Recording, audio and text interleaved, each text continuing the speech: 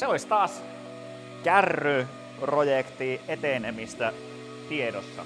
Eli viime kerralla saatiin laitettua tähän kärryyn nämä meidän listat tuonne ylös. Keulastahan meiltä uupuu listat ja tosiaan silloin kun mä tilasin tätä värkkiä, niin mähän nuukana otin mahdollisimman vähän sitä ja tässä jouduin taas hitsaahan näistä jäljellä olevista palasista tämän.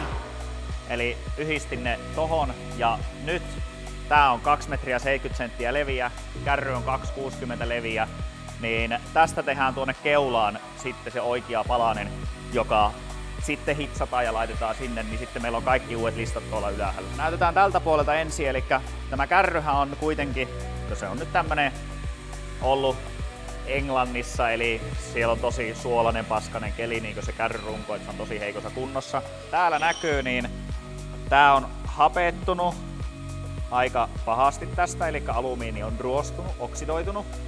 Ja sitten tää on noussut pystyyn täältä. Niin tuolle toiselle puolelle aloitettiin korjailemaan jo sitä. Niin joo, ja sitten vielä maailman ärsyttävin asia on tämä liima tässä, joka on tästä heijastin teipistä jäänyt, eli tästä. Niin. Se on tosi lujaasa tuossa, ja näytetäänpä tuosta, mitä sillä on tehty. Eli täältä puolelta on teippi irrotettu pois kokonaan, ja sitten on hingattu ne irti. Tää oli tosi jännä, että muuten kärrysä ei ole mistään kohtaa lähtenyt niinkö maalia pois tästä kopista, mutta tästä kohtaa on lähtenyt. Ja se on sama kohta, mistä tää oli tursunut ulos tämä lista. Eli nyt meidän Juha oli tehnyt sillä, että se oli porannut niitit irti tästä. Sitten vähän venyttänyt tuota auki, putsannut sen paineilmalla niin paljon kuin saa. Sitten laittoi uudet niitit sinne ja liiman väliin.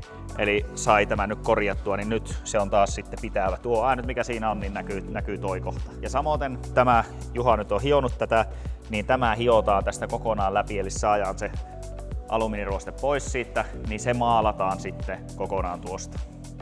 Eli saadaan sittenkin sitä asiallisen näköinen, että muutenhan kun tää teipataan, niin nehän näkyisi täältä sitten hirveästi tämä ruoste, niin nyt Juha hioo tuo sanoo kaikki läpi ja sen jälkeen niin saa sen maalata jossain vaiheessa ja saadaan nuo muutkin listat maalata. Tosiaan liimahomma, kun tuossa on saatu pois ja nuot hiottua, niin sitten on tarkoitus maalata ja tässä on meille uusia osia tullut. Ja samalla tehdään semmonen juttu, että ilmasäiliöt tulee uudet. Ne on ollut aikaisemmin tässä tällä lailla, niin ne tulee nyt tänne väliin sitten tuonne. Ja sinne hitsataan semmonen paikka, mihin ilmasäiliö saadaan kiinni.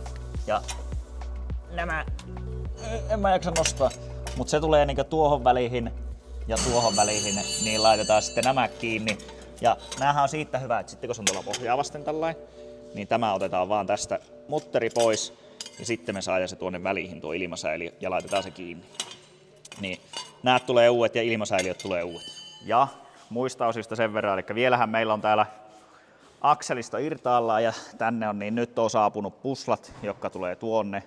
Jarrukello oli mätä, ei vielä vuotanut, mutta sen verran huonon näköinen, niin se päätettiin kans tilata sitten tähän uusi. Se tulee yksi uusi. Loput mikä täällä on, niin pysyy, että tuonne on vaihdettu, niin kuin näkyy tuo, niin tulee samanlainen kello ja takana oli uudet. Ilmapussit, niitä ei vaihdeta vielä, vaikka ne kylläkin tuli, koska me halutaan hiekkapuhallukseen ja pitää noita vanhoja.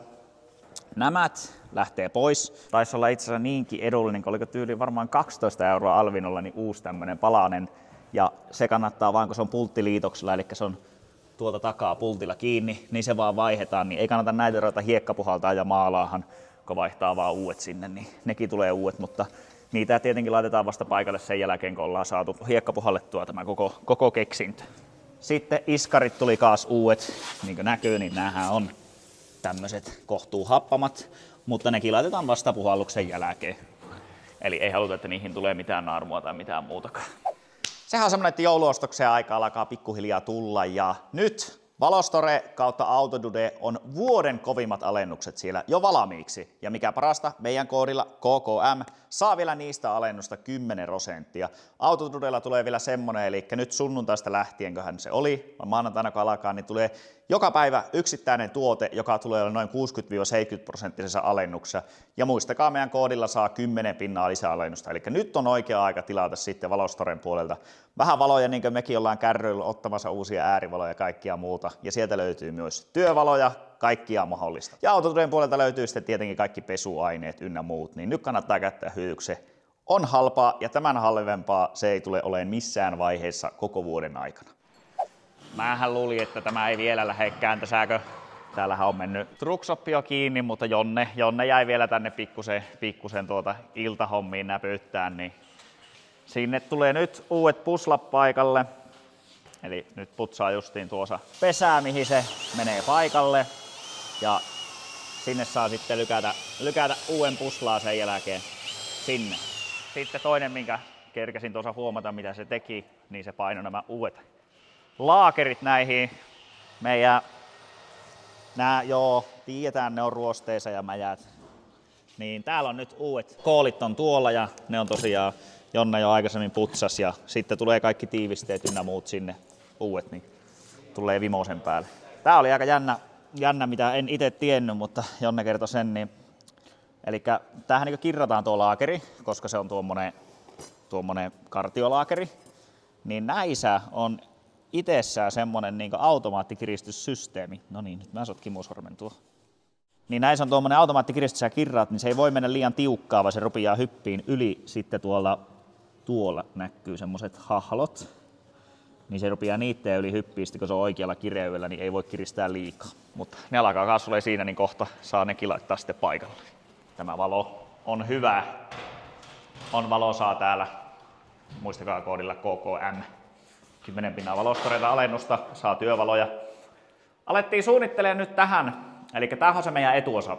Ja nyt tämähän on vähän sillä, että jos tämä vaan koolaa tästä ja laittaa seinät, niin eihän tää on pimiä koppi. Niin ikkunoita. Eli tarkoitus on tähän tehdä semmoset isommat ikkunat. Ja siihen nyt rupesin selvittelemään just, että minkälaiset ne voi olla. Ja todennäköisesti ihan lasi-ikkunat, mutta ne pitää olla turvalasia, eli ne on karkastut, että ne ei mene rikki. Ja leikataan kolo tai reikä tähän näin. Ja sitten sen jälkeen pellitetään se ympäri. Mun pitäisi jostain vaan löytää tai teetättää, että tämä on 65 milliä vahva tämä seinäelementti.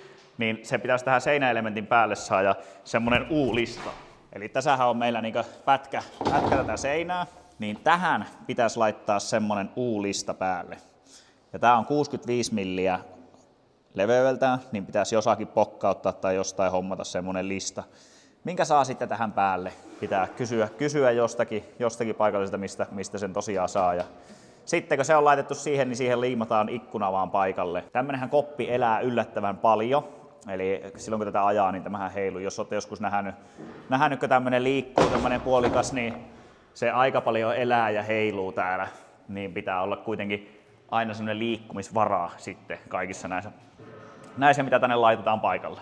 Rakensin siihen vitoon sen back-out-systeemin, niin tää on todella kätevä.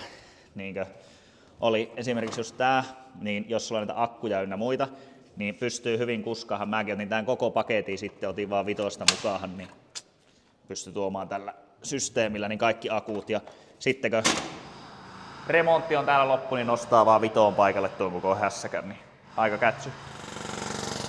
Täällä alkoi pärinä kuuluu. Eli pusla menee paikalle. Ja tuo on semmonen laite, että se menee varmaan vaikka väkisiin sinne. Siellähän melkein on pusla jo paikalla. Joutuu vähän luettaa sinne. Lisää vylliä. In nomine Patris et Filii et Spiritus Sancti. Eikä kai kopannut päätä. Yleensä en. Se on niinkö Teijo. Aina, joka kerta niin veri valluu päästä, kun tekee jotakin. Kun tuossa oli se ero, että kun Jonnella kopsahti pää, niin tuo kärry heilahti. Siinä se menee paikalle. Eli nämä oli tosiaan ihan tosi väljänä. Ja siinä voi olla yksi syy myös tähän, eli renkaat, mitkä meillä oli paikallaan, niin nämä on vähän niin kuin sellaiset kiviset ja soraset mallit, että ne on kulunut tuommoiseksi neliskanttisiksi. Tai voi olla myös runkovikaa, mutta yllättävästi tämä oli tosi erikoisen näköinen, että miten tämäkin on kulunut tällainen. Niin nyt tulee kaikki nuo uutta, niin sitten on mukava, ei renkaa kuluu ja tulee keviästi peräänsä ja kaikki pelaa ja on hienoa ja mahtavaa. Mutta iso töinen vaan tämmönen on ja kyllähän se niinkö, jos perus tuommoiseen henkilöauton remonttiin vertaa, niin kyllä tässä on aika paljon enemmän työtä tämmöisen raskaassa kalustossa. Varmaan jos siellä on näitä kuorma-automiehiä on, niin tietää, että se on aika työlästä hommaa korjata näitä, mutta kuitenkin huomattavasti helpompi korjata täällä se versus sitten tien päällä. Sitä vaan halusin tulla sanoa, kun tuun täältä autosta, että meidän verkkokaupassa on nyt oikea aika tilata ne joululahjat. Eli Black Fridayn kunniaksi meillä on nyt koko tulevan viikon kaikki tuotteet -10. Ja mikä parasta, niin aivan sama mitä sä tilaat, niin me laitetaan tarrasarjan mukaan. Eli on se vaikka ihan vaan avaimen perä, me laitetaan tarrasarja tulee. Ja sitten jos teidän tilausmäärä menee yli 100 €, niin siihen laitetaan sitten vielä hyvä yllätyslaaja päälle tämän 10% alennuksen lisäksi. Meidän verkkokaupassa käy koodi KKM ja sille saa tämän 10% alennusta. Joten nyt on aika mennä shoppailemaan. Ja muistakaa, että meillä on tullut uusia tuotteita myös sinne, eli sieltä löytyy meidän uusi hupparimalli ja kaikkia muuta mitä tuotteita siellä on, niin käykää tsekkaa. Tää on jo niin säätyä, että on pakko ruveta kuvaa. Eli mä päätin nyt vaihtaa vitoöljyt, koska se on valittaa, että siihen pitää vaihtaa öljyt. Ja mulla ei ole semmoista oikeaa öljysuodatinavainta, niin mä nyt oon yrittänyt tolla, mikä on tässä. Sitten mulla oli yksi toinen, se luisti. Mä en saanut silläkään otettua kiinni siitä. Mä kokeilin laittaa liimaspreitä sinne. Ei vaikutusta, luisti vaan enemmän. Bräkleeniä koitin. Niin nyt mä ruipenkissä taittelin tämmösen alumiini. Ja tällä mä sain pyöritettyä sitä. Niin mä näytän minkälainen työkalu tästä tuli. Nyt mä sain sen niin löysälle, että mä pääsin sitä pyörittää. No, mikä tässä nyt on hauskinta, niin kyllähän mä muistin sen, että viimeksi kun mä oon vaihtanut tähän öljyt, niin mulla oli just sama ongelma. Ja mä silloin päätin, että okei, mä hommaan sen työkalun. No enpä ollut hommannut sitä. Voilà, siinä se on. Onpa hyvänäköinen suodatin vielä, ei oo yhtään taittunut läjä. Mutta joo, noin vaan sai sen pois ja työkalu tosiaan, minkä mä tänne nyt tein, niin ruuipenkissä taittelin sitten tollasen.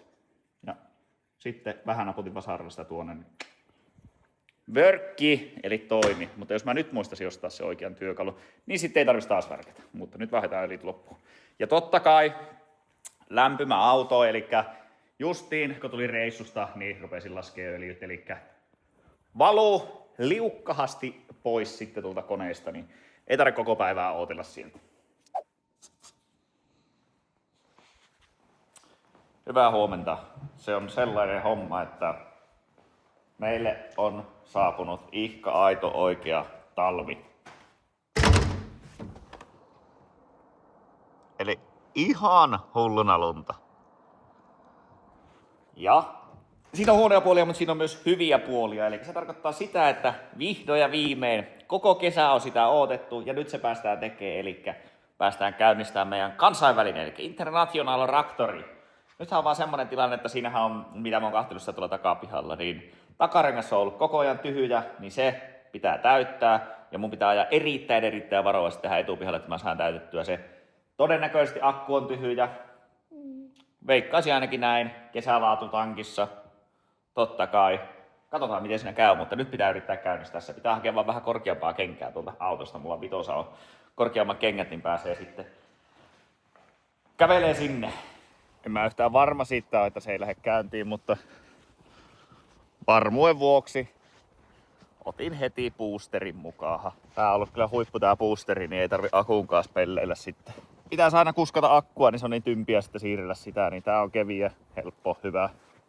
Näitä saa kärkkäiseltä. Katoppa, täällähän on tosiaan tämmönen rautapalainenkin täällä maalla.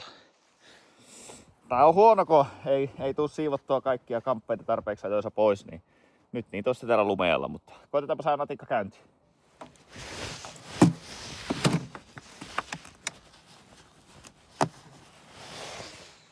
Noin. Ei oo aivan täys. Se oli tuolla mun avo-Mercedeksessä. Sammutin jo ylhäällä.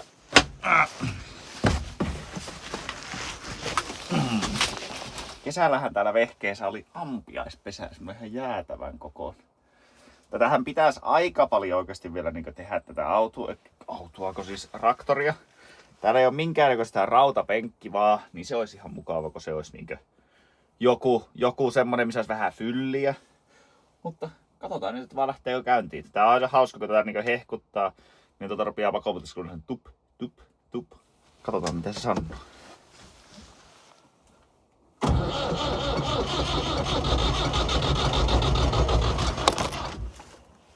Ei oo todellista, se melkein lähti ja sitten se ei lähtenytkään. Jaa. Lähtiäs. Eli se varmaan sai huonon kontaktin jossakin vaiheessa. Ei vaan lähti käyntiin. 92 pinnaa jäi tohonkin vielä. Siinä se käyvä hyrskyt. On se vaan hieno peli. Näkyvyys on vähän heikko, kunhan ei talon kylkeen osuus.